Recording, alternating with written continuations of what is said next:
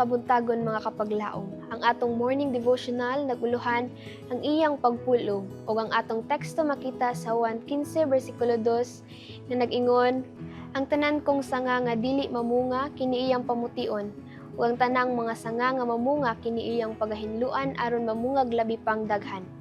Sa akong sayo nga bahin sa 20 anyos, mitudlo ko og grupo sa pag-awit sa mga batan-on, nga sa ngadto-ngadto nahimong choir sa mga hamtong.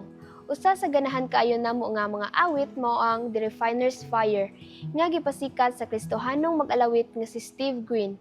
Akong gihinumduman karon og ang akong nahuna-huna nga bata pagayod, kaayo kami kaniadto aron masabtan pag-ayo ang kahulugan sa among gikanta. No matter what I may lose, I choose the refiner's fire. Isip mga hamtong makahiga agom gayud kita og kasakit og kini nga mga pulong mahimong tinuod. Ang mga termino nga kalayo sa magtutunaw ug balaang pagpulong medyo makapahasol kanato kay mahadlok kita moantos apan unsa may katuyuan sa pagpulong. Ang daang tugon ang Israel kanunay sa gisimbolohan og paras. Tanawa sa Isaiah 5:11-7, Jeremias 2:21, Ezekiel 15 ug 19, Hosea 10:1 ug uban pa. Ang Dios kanunay nakamatikod nga kini nga paras nahimong ihalas og dili mabungahon. Karon si Jesus mipahayag nga siya mao ang tinuod nga paras. Ang iyang mga sumusunod mao ang sanga ug ang iyang amahan mao ang tig-atiman sa paras. Ang tibok katuyuan sa parasan mao ang pagpagula sa mga ubas ug dili kini makapamunga kun dili pulungan. Ang katuyuan sa atong pagkinabuhi mao ang paghimaya sa Dios ug pagdapit sa uban ngadto sa iyang gingharian.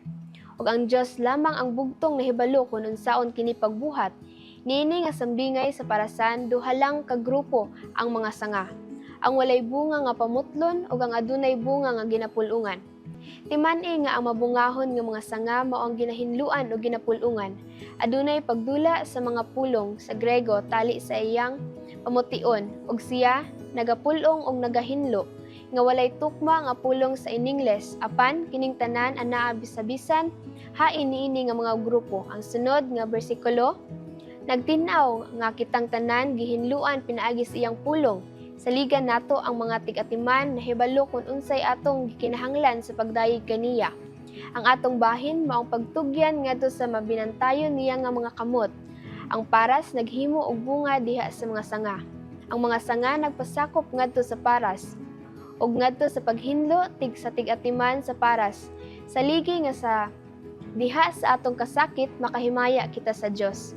Ug hinumdumi ang krus nga nagapahinumdom kanato sa iyang gugma nga walay kinutuban, kundili nato masabtan ang iyang mga paagi, makasalig kita sa iyang kasing-kasing. Magampo kita mga kapaglaom.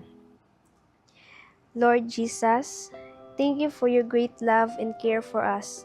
You watch over us and cleanse us so that we may become better and bear good fruit for others. Forgive us when we are weak and unable to do what you want us to do. Help us to always remain by your side and let your word live in our hearts. Even when we face difficulties and trials, give us strength, the courage to continue doing your will. May our lives bring blessings to others and glory to you. We surrender and give thanks for all of these things. In Jesus' name we pray. Amen.